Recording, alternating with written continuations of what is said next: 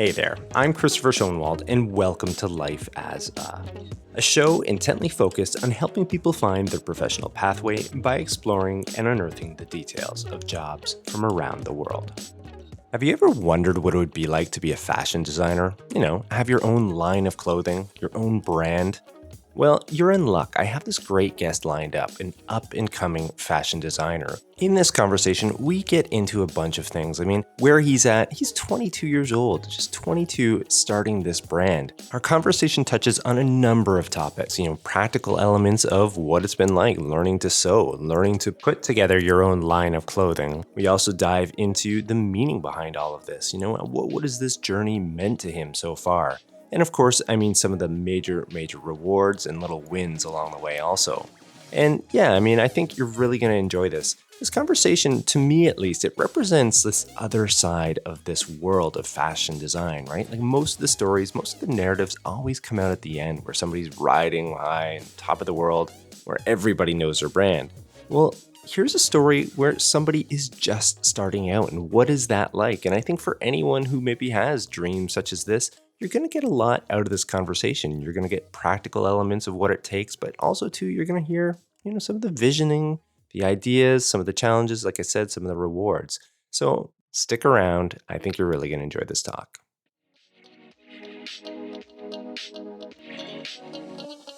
Ian Urquhart is an Arizona-based model as well as founder and creative director of a new clothing brand.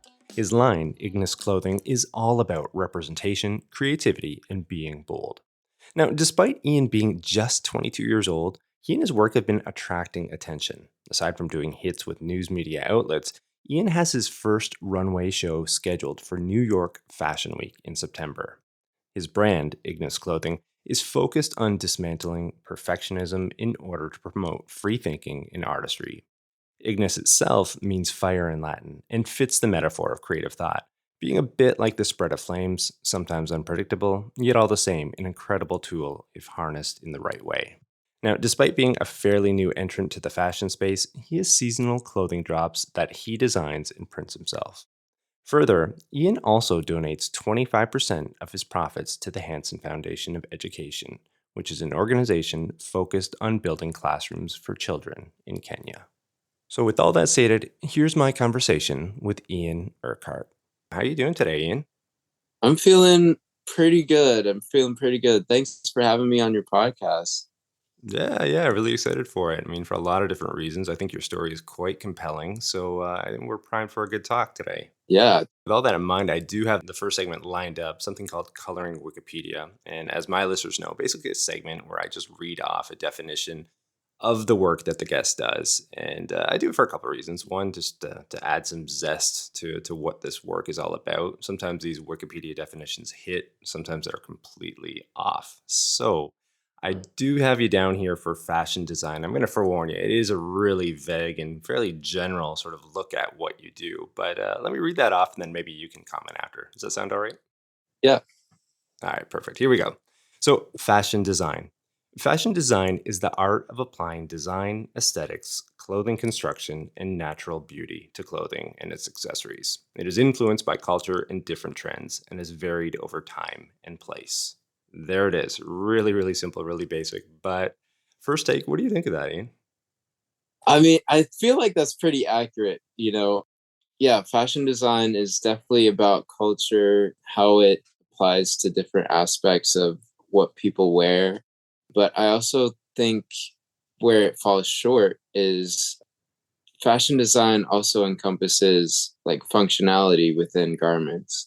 So like if you have these pair of pants that you wish had a special pocket for something specific to you, that's something that could be included in the definition of fashion design. It's just designing something that also has function as well as beauty. Yeah. I like that. And I like that point of, functionality, of course, but then also linking up to culture and culture being this concept or this construct that's constantly moving. It's constantly like evolving, right? So like it Right. makes sense that fashion's evolving to kind of fit that as well. And it's probably what makes it as exciting as it is, especially for people like yourself who are involved with it, because it's constantly a moving target, as far as like your interpretation of culture on one hand, and then how you're representing that within the clothing that you're designing as well. Right. So yeah. Okay, all right. I do have this other segment really quickly here too, a day in the life, and I'd be really curious to hear about, when you're immersed in your world of designing new lines or clothing, you know, what takes the most amount of your time? Like, what are you fully immersed in when it comes to that? Maybe you could run through. Yeah. So usually it's just a lot of research, but then the other part of that is actual designing and garment construction. So with the designing part, what you have to do is just like gather a whole bunch of inspiration, and then you design one thing, and then you have to keep building off of that to find other things that you might not have thought would look that great, but in the end might surprise you as well. So that's one of the things with designing, is just you gotta keep doing it. Really, really quickly, sorry to interrupt there. Yeah. Getting back to that point of researching, what does that mean for you? Like, what does that entail? So if there's something that inspires me, say it's like, I don't know, here's an example, because it was just spring break. Like if I want to design something for spring break, I'll do research on like maybe a specific time period in Miami. So like 90s Miami spring break vibes or something like that. And then I'll Google that and then find some images that I like. And then, yeah, just keep going down that rabbit hole of just like, oh, maybe there was a really cool thing over here in Miami in the 90s, but also what about over here in Mexico during the 2000s? Like, you just gotta explore your options, I guess, and then design based off of that. So you'd be looking at things like the actual designs during that era, as well as maybe like color patterns and kind of. Yep. Yeah, just going back to the culture thing too. It's like you gotta go with what was happening at that time. Also, just like the colors that were key factors in outfits, and just like what people were actually doing. Like, Yeah. I mean, it's interesting. I think a lot of people maybe have these dreams, perhaps, of like, well, it'd be great to get into fashion at some point, right? Or maybe if they're interested in that. But as far as like really diving into it and understanding what goes into it, I mean, you're talking about, like I said, like these elements of culture, and then the research of kind of pulling all these different elements together. But then also too, I mean, if you're going outside of your own culture, then you have to somehow combine it all in such a way that it's going to resonate with your target consumer here within the States, I suppose, or wherever else you're targeting.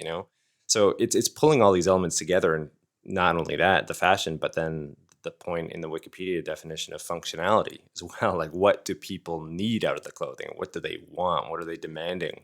There's a lot of different balls up in the air that you're trying to juggle, it sounds like to me. yeah, definitely. Every day, it's something new that's coming out of the woodwork and inspiring me in some way to either design for function or for the other part of fashion. So Okay, so as far as that research element, we spoke about that a little bit now, and then also outside of that, what other elements of, I don't know, of your day are consumed by trying to get this brand going and then launched? yeah, so usually it's the construction part. So right now I'm in my, I like to call it the atelier. It's a garage, but I like to call it It that. sounds better. I like the first. Yeah, right. So usually I'm in here just going crazy on the sewing machine for about maybe like 5 hours almost. Not daily, but on some days it is that long. Oh, so you're putting it all together yourself then. You're constructing at For least the for first. this fashion show that's coming up, yes, yeah. A lot of the stuff in the past has been screen printing. They'll do a lot, but yeah, for this next show, I really want to focus on what I can do with my hands on the sewing machine. So Wow. I mean, it's sorry to interrupt here, but I mean, like that skill, when did that develop? I mean, was that something that's been fairly recent or how did that come about? when I first started the brand, I did a little bit of sewing, but I wasn't really interested in that part. I was really interested in the screen printing part. So I had a little bit of experience there. And then I took some fashion classes, and yeah, I had to do some sewing in there too. So it just kind of built off that initial experience that I had. And then recently is when it really started to like actually come together into this thing that I can actually accomplish and make a garment with. So yeah. Yeah, yeah, yeah. I could see that being like being involved in that aspect of it. You're really seeing all those elements coming together. I suppose the research we were just speaking of, some of Hmm. those feelings, your own inspiration, and you are literally piecing it together. Hmm. Literally, right? Like, and once it is done, once it is complete and you're holding that up, like there's got to be a degree of fulfillment in seeing something Oh like yeah. that, like from start to finish. Like you've just created something out of thin air, right? Like that did not Hmm. exist prior to your, thoughts and imagination and bringing Right. this all together. It's a representation of all that. So outside of that, I mean, we're gonna get into it later. I think I have a question Yeah. lined up here as far as like the marketing of it and whatnot, but in your day to day, I'd imagine that fits in there as well. Yeah. I usually try to make at least one or two posts a day on Instagram. And then with TikTok, it's a little bit difficult for me. I'm not gonna lie, because if I'm the one that's making all the garments, I don't. There's no one to film. So, TikTok is usually here and there, but yeah, Instagram is where I put my main focus. Got it. Yeah, awesome. We'll make sure to have the links in the show notes so people can check all this out. So, all right. Well, maybe on that note, we could slide into another segment here, Ian. Something called Pathways, and this is a segment where I just aim to illustrate, how people make their way into the work that they do. And Mhm. off the top, I introduce to listeners. I mean, you're 22. I mean, for all intents and purposes, you're starting out in the world of Yep. entrepreneurship and professionalism and everything else, which I think makes this segment, ultra compelling, to hear a little bit more about. So maybe we could start with your interest in fashion. Like, was that Right. something that you recognized early on in yourself that you were interested in, or did that sort of evolve out of your modeling career, or maybe you could fill us in on all of that? Yeah. So there was this one point during high school, or actually middle school, where everybody was wearing these Nike Elite socks. I don't know if you're familiar with those. Um, Yeah, I think I have an idea. Yeah, yeah, dating yeah. myself a So, little bit here, but yeah, yeah, yeah. mhm, yeah. So that was one of the bigger like trends during that time was the Nike Elite socks, and I tried to make outfits going around those socks that I was wearing. And then after that, it turned into shoes. I got really into shoes for a while, like Jordans and all of those types of shoes. Yeah.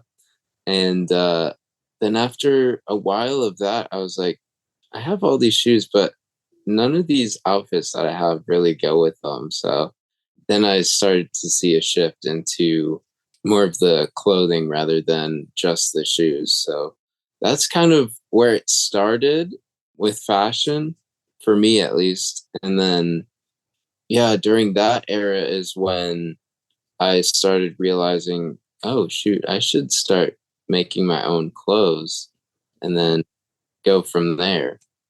So, yeah, that's kind of where Ignis started, was from me making my own outfits and then getting inspired by other people actually making their own clothes and then saying, why can't I do it? So Yeah, it kind of strikes me as this awareness, perhaps at some point, where it started to develop that, like, well, this is something that I enjoy, and then hmm. also beyond that, like, how could I put my stamp on things? How could I design something? And maybe as well, I'm curious, like whether it became like a challenge issue for you as well. Like sometimes with entrepreneurs are like, well, this is Hmm. what's available, but I think I could do it better, or I think I could put a different sort of slant on it all. Was that something that entered your mind as well? Not really. It was more of like, I want to make something that's for me, with my own brand on it, and it doesn't really matter if anybody else wears it. Yeah, and then it sort of just spiraled out from there. Yeah, yeah, yeah, Oh, definitely. interesting. I also understand too, again, this is something I introduced to people off the top, is that you also have a social cause attached to your brand, Ignis, where you're Hmm. donating a significant amount of proceeds to a specific, charity, essentially. And I'd love to hear a little bit more about that. What led Yeah, you to doing that and why that specific charity? yeah. So when I was in Kenya, what year was this? It must have been 2016 because Ignis started right after. Yeah, so it was the summer of 2016. Me and my mom went to Kenya through this school program. And yeah, basically what we were doing there is we were teaching kids in their classrooms. Of course, I noticed like not everybody is as fortunate as we are. Like most of the classrooms had dirt floors. And yeah, some places were just a couple classrooms, and it wasn't enough for all the kids, so they had to like do three people at one desk, just stuff like that. That's something that really stood out to me. So then when we got back and I started Ignis, I was like, we could I could I could give back a little bit to these communities. So that's what I really wanted to do, was give back to those communities that, didn't have the greatest shirts and pants and all that stuff, but also the classrooms themselves. And yeah, the Hanson Foundation does all of that stuff. They help out with making classrooms and putting concrete floors in the classrooms that don't have floors. So yeah, that's one of the things I Yeah, really yeah, want. and it's a significant amount too, as 25% of. 25%. Yeah. Yeah, yeah. So that's no joke either. So yeah, certainly a worthy cause the way you explained it there, and Hmm. it makes the work that you do that much more meaningful, I would Right. assume. Yeah. Yeah.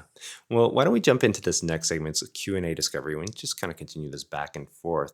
And this might be a nice point to transition into your brand itself, Ignis Clothing, to hear a little bit more about it as far as its vibe, what it represents. Maybe you could fill listeners in on that. Yeah. Ignis is a brand that I started just as like a school project. And back then it wasn't about like, oh, everything has to be perfect. It was just like, boom, slap a logo on a shirt and then there you go. So the whole thing behind Ignis that I kind of lost track of for a while is that you don't need to be perfect to get your ideas out there. It just has to be to the best of your ability. So that was what I really wanted to establish with this brand, is that Ignis Clothing is a brand that dismantles that cycle of perfectionism to promote your creativity. And yeah, I just really resonate with that because I used to just struggle with trying to be perfect and get every single little detail on on the garments that I'm making. But then yeah, I realized like if I'm the one that's wearing this and designing it, it doesn't have to be exactly perfect. So, and I want other people to draw from that when they're creating their own stuff, whether it's art, music, other fashion designers. Yeah, you just gotta go for it, and it doesn't really matter if it's super perfect, because sometimes those imperfections can make a garment perfect in a way. There's this one shirt that I have in mind that got printed, and there was an ink spot just like right on the shoulder, and like you're not supposed to have that when you're screen printing. But I thought it added that little like, wow, this was handmade, and yeah, it just put that little detail on there that was super nice. Yeah, Yeah. yeah, yeah. There's a degree of purity in that, I would say, as Hmm. well. This might be an impossible question. It's like asking an artist to describe their art when there's no visuals, But like, if you were, I mean, I'm still going to present it to you anyway. Like, if you were able to paint a picture for listeners, how would you describe your clothing brand? Like, what, like maybe in color schemes or Hmm. that sort of thing. I know it's a really tough question here for you, but Yeah. So with my brand, it's mostly about like comfort. I make a lot of hoodies and super heavyweight t-shirts. And then also I have sweatpants that I actually just made. They're right behind this curtain. But yeah, sweatpants. And then yeah, I'm trying to stay away from the this like super skinny fit that we all used to love for some reason. I don't know why we liked skinny jeans. Um but yeah, so that's kind of what this brand is about, is streetwear that's comfortable, if that makes sense. And to go along with that, Ignis is kind of a brand for creators to wear while they're creating. So I feel most creative when I'm wearing like hoodies and sweatpants. So that's what I really try to make as a designer. And as far as, I guess, getting it out there and putting it in front of people, I've already touched upon this a little bit, social presence, I suppose, and promoting the work that you do. I had Hmm. a guest on this program. I've had a few, but some artists and talents, and one was an accomplished musician and Hmm. fairly well known in his country. But what struck me about the conversation in one particular element was that he was saying, despite being a musician, like half of his work was on the social media promotion of the actual work. So you'd think of a musician just like sinking 90% of their time into making music, right? I mean, this seems Hmm. logical, right? But Right. what struck me again is that he was looking at probably a 50-50 split of, you know, making the music, but then also trying to find ways to promote it, to get it in front of people. It's certainly a crowded space, the music industry, right? Hmm. And it got me thinking as far as like fashion being similar in a way, right? Like how many entrants are there into the fashion space that are all vying for attention, trying to get people to buy these, different types of clothing and whatnot? It must be a bit of a challenge. And you've already spoken that, you're on Instagram and then TikTok a little bit too. I'd imagine Right. like that has got to be an element that, perhaps down the line you're going to evolve into even more, like putting it out. But maybe you could speak to that point for us. Yeah, yeah, I would say a lot of my time for my brand does go into marketing, like taking pictures. Oh yeah, that's a whole nother thing, is taking pictures and then having to edit them and then having to post them. It's just a lot of stuff to do by yourself. Yeah, it takes up a lot of time too. But it's still something that you have to do. So yeah, yeah, yeah. And one thing I would have to say about like creating content for your brand is like you just gotta do it. Like it doesn't matter necessarily if you're an entertaining person or not. Just show the people what you're creating, and if they like it, great, awesome. If they don't, that's fine too. Just keep keep posting. Yeah, I'd imagine too. I mean, you're narrowing things down as far as finding your target consumer, right? I mean, like what's going to resonate for them eventually. Like it's fine, it's not going to resonate for everybody, and if you're trying to design something in that way, it's never going to work, right? You really have to Mm. niche down and find who it's meant for, right? And here's just another thought that popped in my mind too. I mean, like in starting a fashion line, or being at it for a few years now, I guess.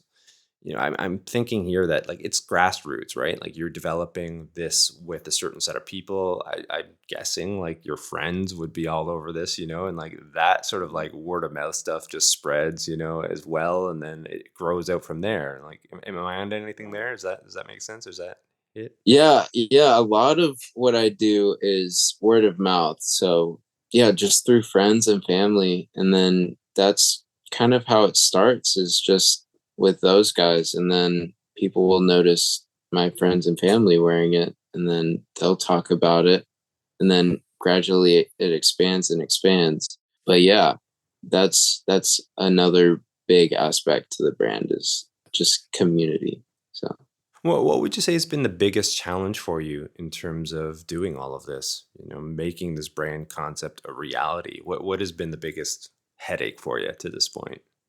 biggest headache for me. Oh, so yeah, here's one. So as I'm shifting towards this new chapter in my brand where it's more about the clothes and less about the screen printing that's on top of the clothes, I'm looking to get stuff manufactured so I can get inventory for the stuff that I design. And the thing you have to do to articulate that vision to a manufacturer is create what's called a tech pack.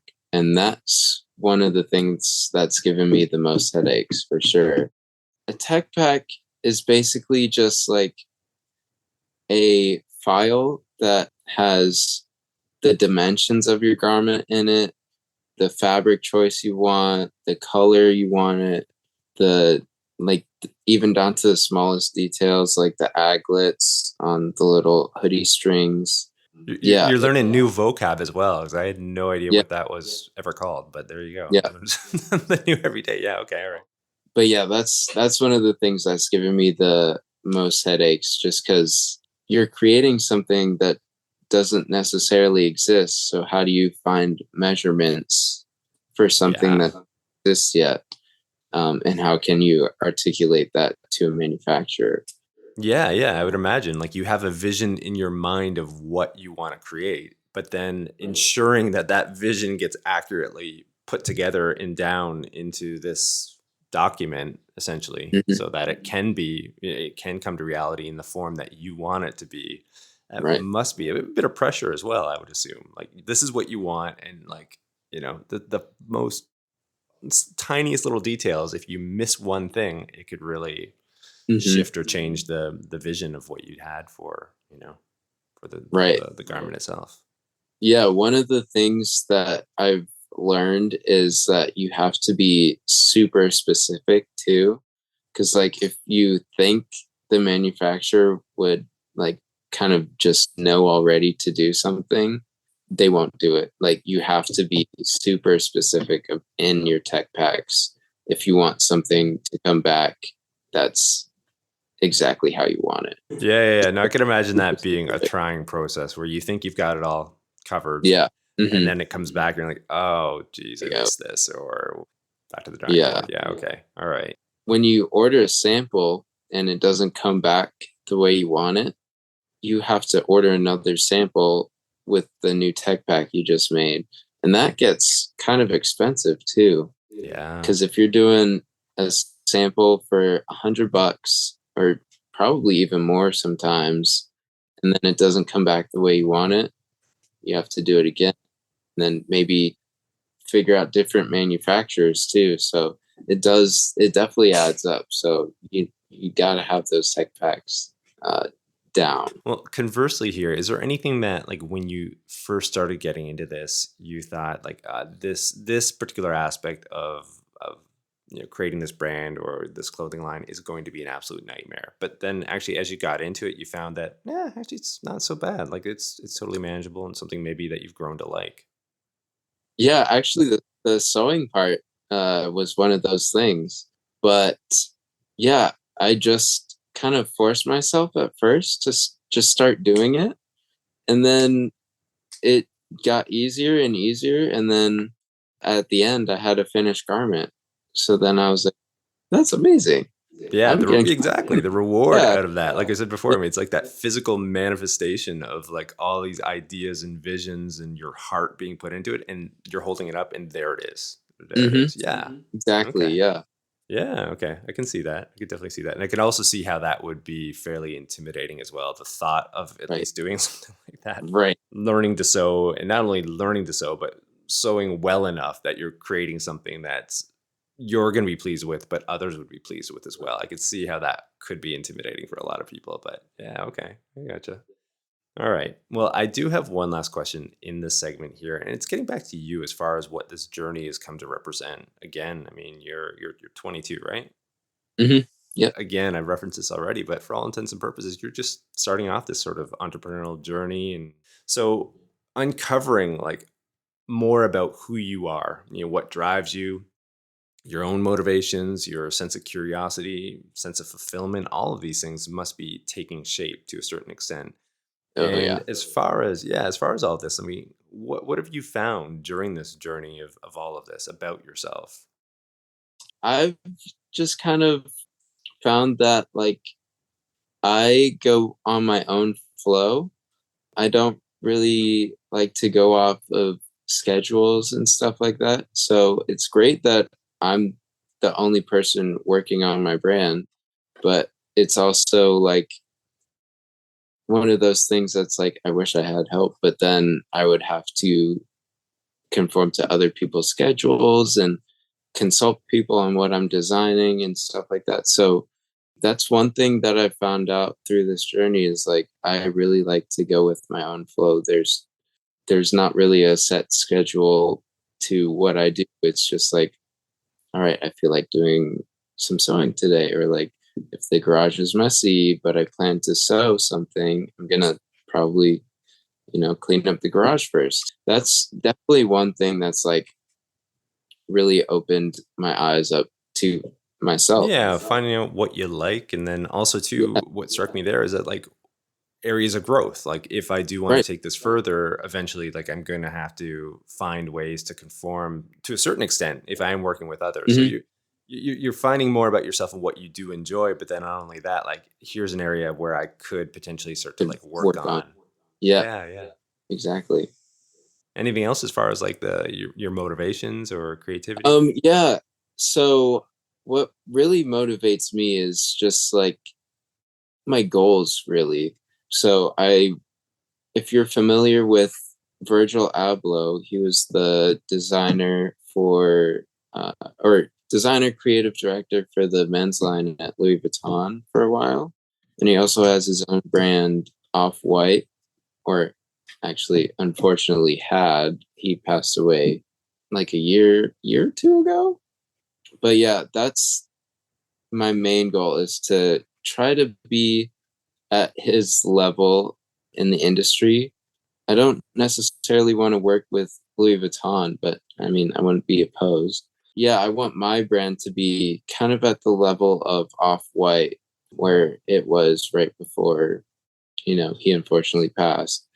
But yeah, that's what really motivates me and gets me going is like every little step I take towards that goal will help me in the end. So yeah. Okay. Well, I mean, it strikes me as being like a really personal sort of journey that you're on. Obviously, you have the business side of it, but Mhm. then too, like in anything, in anyone's sort of entry into the professional world, like you're constantly learning and growing and finding more out Yeah. about yourself, these drivers of motivation, what you enjoy along the way, and also some of the aspirations, which, certainly take shape and you can kind of move towards some of these things in recognition of all of it. So all right. Well, this might be a nice point for us to jump into another segment here, a water cooler story segment. As my listeners know, it's a segment where I just ask guests to indulge listeners with a story related to their work. So I'd love to hear what you have for us today. Mhm.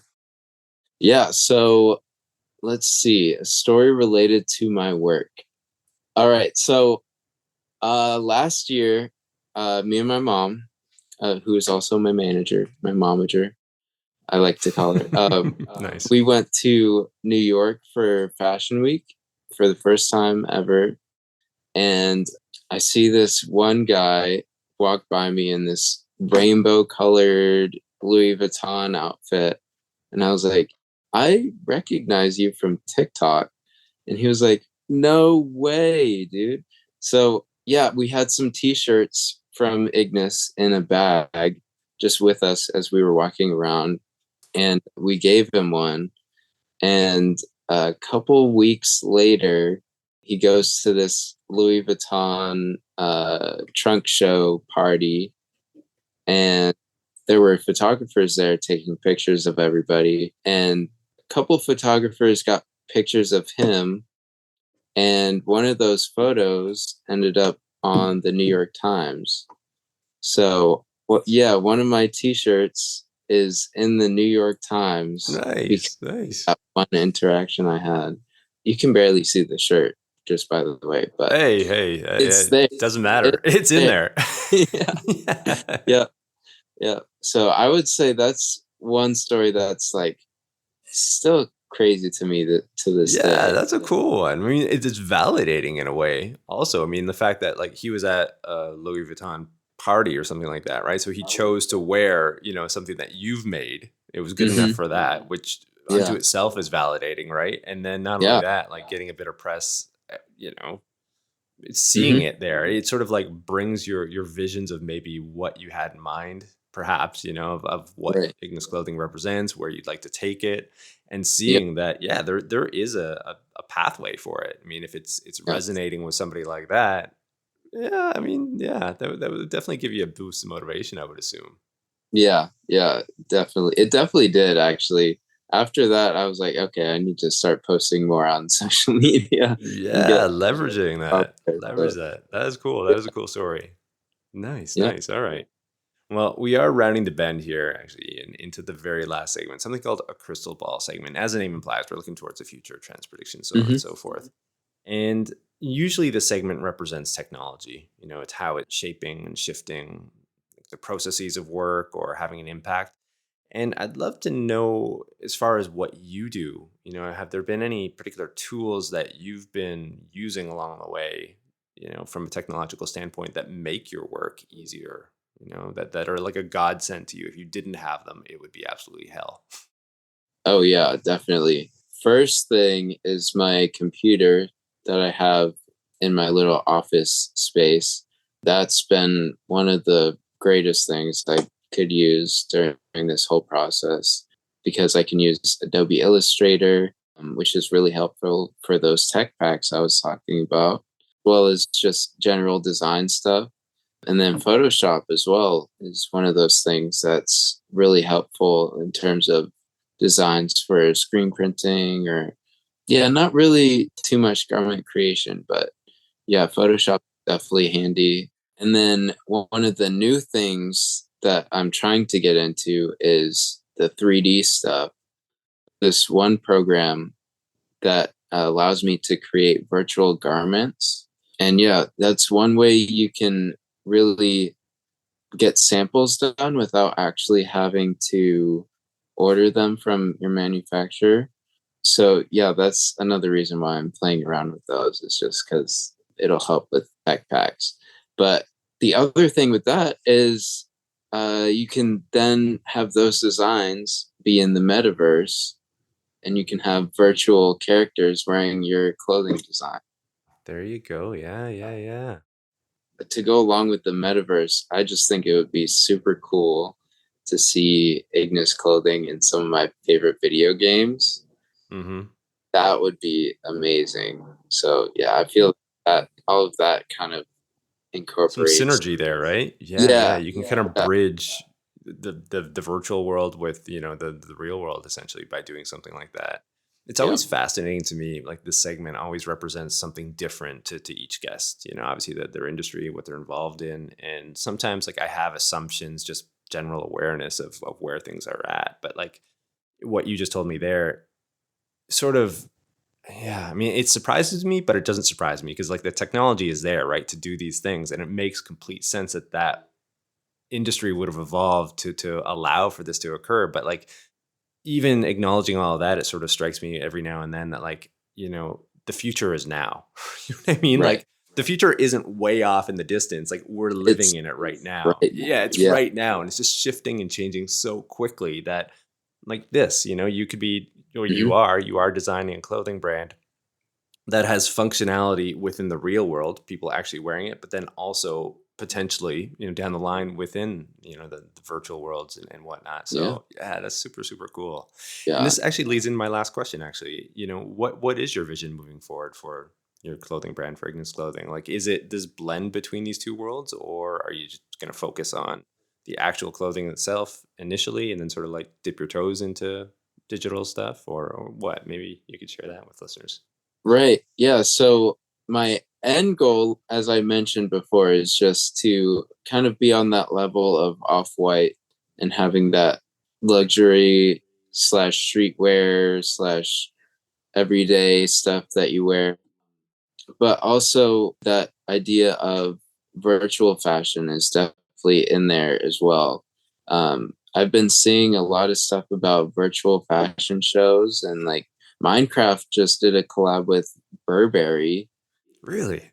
Yeah, yeah, crazy. So that's one of the things that's definitely up there on my whiteboard, creating digital collections for the virtual space. It's exciting. It's exciting, no doubt, no doubt, and yeah, certainly a lot of possibilities there, as illustrated by much of what you shared. And with that in mind, I mean, it's been an absolute pleasure. I've really enjoyed this conversation. I'm sure listeners will too. Like the dose of inspiration, I think, for a lot of people. Just getting out there and doing it, and then finding yourself along the way, and how other opportunities can evolve. So yeah, I can't thank you enough for taking some time and joining the program. Yeah, thanks for having me. Well, for those interested in learning more about Ian and his work, you can check him out at his website, ignisclothing.com. That's IGNIS clothing.com.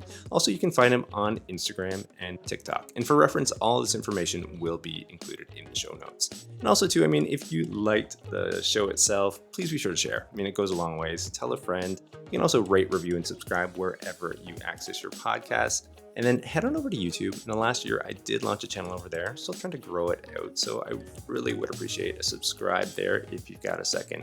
And then finally, don't forget to tune into the next episode of Life as A, where we'll continue to explore and unearth the details of professions and the people behind them.